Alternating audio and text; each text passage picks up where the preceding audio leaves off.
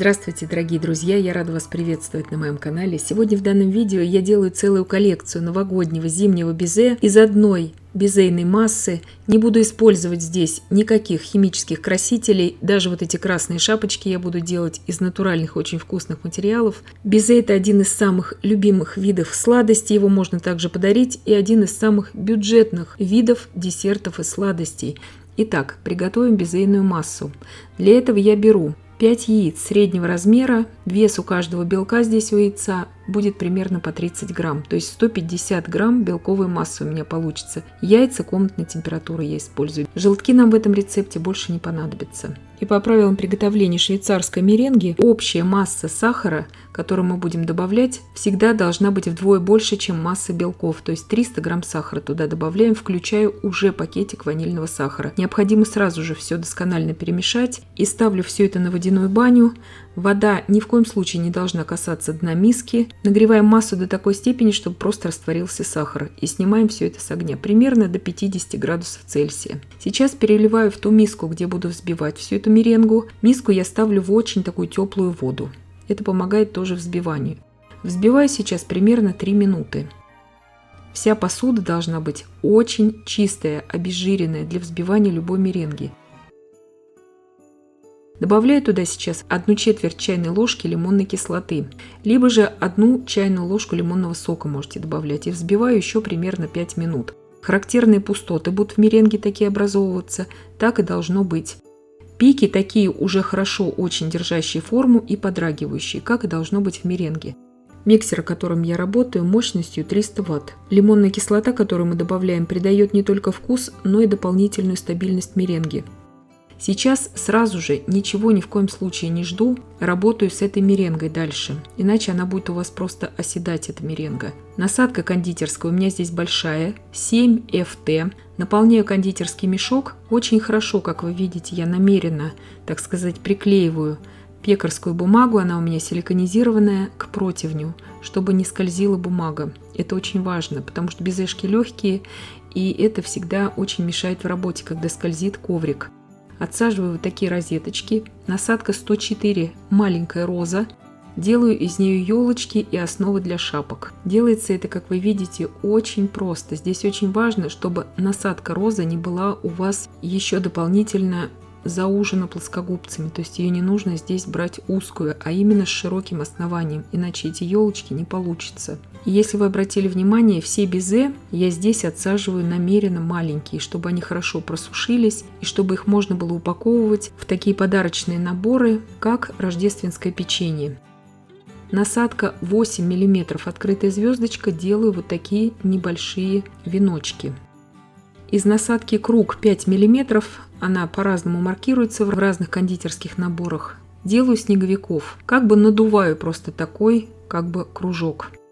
Если вы захотите взять большую насадку для снеговиков, круг, у вас получатся гигантские снеговики. Нужна именно маленькая кондитерская насадка. Просто надуваем здесь кружок этой массой и делаем обязательно завиток, чтобы этот завиток потом не оставался торчащим. Сразу отвечаю на вопрос в комментариях по шоколадному безе, можно ли его приготовить. Можно, ссылочку на его приготовление оставлю в описании к данному видео. Здесь насадка 1М, делаю вот такие завитки. Очень эффектно они всегда смотрятся из любого безе, и крупными, и мелкими. Всегда, я считаю, они должны присутствовать в наборе в безейном. И сейчас делаю крупные веночки, то есть из тех же насадок, которые мы в принципе уже использовали. Вот это 7 ФТ, также круг и также роза. Я буду делать вот такие веночки. Это все на ваше усмотрение. Вы можете сделать их более мелкими, более еще крупными. Их делать элементарно, просто и быстро, и они всегда получаются. И, конечно, общее пожелание по всему безе. Главное, между каждой безешкой оставлять немножко места, чтобы воздух равномерно распределялся при высушивании, и чтобы каждая безешка у нас не деформировалась ни в коем случае, а хорошо высохла. Здесь у меня будет 2 противня с безе. Я буду их сушить вместе сразу в одной духовке одновременно. Вот этот, который я буду посыпать кондитерскими посыпками, я буду сушить на верхнем уровне, а который будет без кондитерских посыпок, противень, я его буду сушить в этой же духовке одновременно с верхним на нижнем уровне. И тот, который у меня будет с кондитерскими посыпками, высохнет быстрее. Сушить я их буду при температуре 80 градусов Цельсия на режиме вверх-вниз без конвекции изначально 2 часа. То есть верхний противень сразу за 2 часа высохнет, а нижний противень после того, как я достану верхний противень, я еще буду дополнительно полчаса досушивать на верхнем уровне, то есть на месте, где стоял у меня верхний противень. Очень важно по посыпке. Посыпка здесь должна быть только сахарной. Обратите внимание на упаковку этой посыпки. Ни в коем случае нельзя использовать для безе шоколадную посыпку. Он у вас просто расползется, этот шоколад весь в духовке. И сразу хочу сказать, если вы новичок и вообще никогда не работали с безе, лучше вам сделать полпорции этой массы и сушить все это на одном противне на среднем уровне 2 часа при 80 градусах Цельсия. Сейчас делаю вот такие снежные вихри, тоже из насадки 8 мм открытая звездочка, посыпаю серебряными посыпками. Первый противень у меня готов. Второй противень я отсаживаю в принципе то же самое безе, я просто его буду украшать немножко по-другому. То есть посыпки я на него никакие не посыпаю на это безе. Потом буду просто уже глазурью кондитерской, шоколадом, всем, чем мне нужно, посыпать, украшать орехами. Оно будет выглядеть попроще, так как оно будет выпекаться сразу одновременно с другим безе, и оно будет стоять у меня на нижнем уровне. То есть этот противень вот с посыпкой я достала после 2 часов высушивания, уже идеально все высушилось, идеально держит форму, идеальный рельеф у безе. А тот противень, который у меня стоял снизу, там безе еще немножко мягковатое, и я его досушиваю еще дополнительно полчаса на верхнем уровне, на том месте, где у меня стоял противень вот с этим безе с посыпками.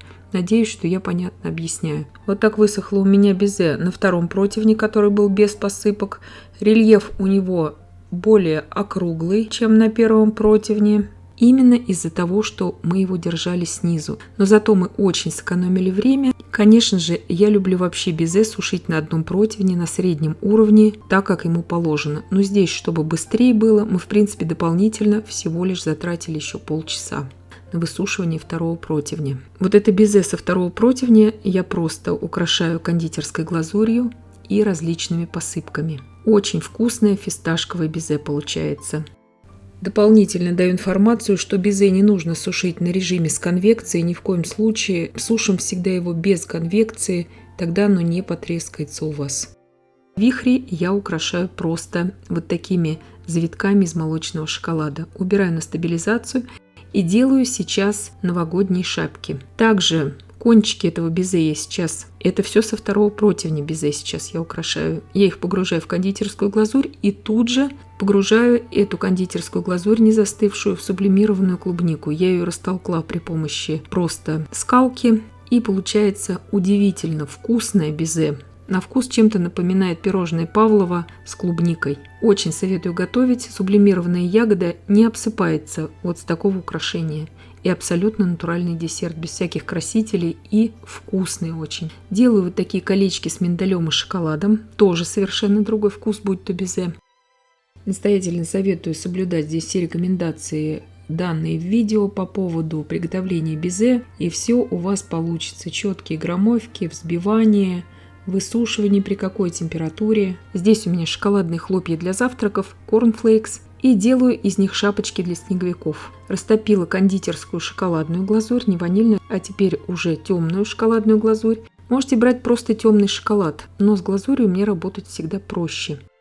Здесь очень важно, у кондитерского мешка я срезала очень маленький уголок. То есть, чтобы получились у вас вот такие мелкие украшения, нужно действительно срезать очень маленький уголок. На это нужно обратить внимание.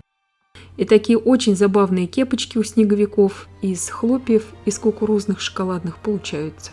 То есть ничего здесь выдумывать не нужно, делается все это очень просто и быстро, делать это все можно с детьми. Очень увлекательный процесс, и я надеюсь, что получится у всех. Также, как вы видите, вот этот трехъярусный, так сказать, снеговик высушился превосходно. И если вы обратили внимание, безе у меня все небольшие. То есть они действительно за 2 часа прекрасно просушиваются. И обратите внимание, несмотря на все перестановки этих противней, никакой безе у меня не потрескалось, потому что я все равно 2 первых часа не открывала духовку ни в коем случае. я достала это безе уже полностью высохшим, которое было на первом противне, на верхнем с посыпками, а нижний просто досушила на верхнем уровне. И все получится. Сейчас 1 столовую ложку ванильной глазури кондитерской добавляю туда вот так сублимированную клубнику, перемешиваю и добавляю туда буквально малюсенькую щепотку куркумы, просто для придания цвета. Во вкусе это никак не будет чувствоваться. Пропускаю сейчас всю эту массу через сито обязательно, просто чтобы был у меня оранжевый цвет, так как я обещала, что я не буду здесь использовать красители в этом десерте. Только вот посыпками посыпала, а красители сами не использую. Перетерла все это через сито, это делается буквально за 1 минуту. Все косточки от клубники остались у меня в сите. Малюсенький тоже уголок срезала у кондитерского мешка, делаю носики снеговикам и шарфики. Если вы пользуетесь красителями пищевыми, пожалуйста, конечно же, можете использовать оранжевый пищевой краситель. Если нет оранжевого цвета, можете каплю красного и каплю желтого смешать, и у вас будет оранжевый цвет. А так вот показала вам, как натуральным способом окрасить вот эту вот массу. Конечно же, вместо кондитерской глазури вы можете везде использовать белый шоколад. Вот этими различными новогодними безешками можно очень хорошо разнообразить подарочные наборы с рождественским печеньем, а также просто на рождественский стол их также подать вместе с печеньем. Они гораздо бюджетнее получаются, чем печенье, и гораздо меньше с ними работы. Вот такие забавные снеговики у меня получились. Делаю также завиткам вот такую шоколадную глазурь, очень красиво это тоже смотрится. И вот такой роскошный, разнообразный в итоге набор зимнего новогоднего безе у меня получился. И смотрите, как просто мы все это сделали благодаря различным посыпкам, различным орехам, шоколаду, сублимированной ягоде. И как вы видите, делали мы это самыми простыми кондитерскими насадками. Если следовать всем рекомендациям по температурному режиму, по правильному взбиванию этого безе, по методу высушивания, все у всех получится. И, конечно, нужно помнить, что каждая духовка абсолютно индивидуальна. Всегда температура, которую я указываю в видео, она дана как общий ориентир, но смотрите всегда по особенностям именно вашей индивидуальной духовки. Безе это хранится прекрасно пару недель в герметичном контейнере, в темном сухом месте. Оно прекрасно вот также упаковывается в пакетики для печенья, оно также прекрасно транспортируется, то есть вы видите, ничего с него не осыпается. Очень советую готовить этот десерт. И необыкновенно просто он вкусный. Еще хочу дополнить, если вы захотите сделать более крупными эти безе, их просто нужно будет более долго сушить, может быть на час или даже на 1,5 дольше в духовке, и тоже у вас все это получится. Можно также их на палочках делать, на различных, все это возможно. И, конечно же, эту массу прекрасно можно окрашивать гелевыми и сухими пищевыми красителями. И я надеюсь, что видео было полезным и познавательным. Подписывайтесь на мой канал, ставьте лайки, пишите комментарии. Я всем желаю больших успехов и до встречи в новых видео.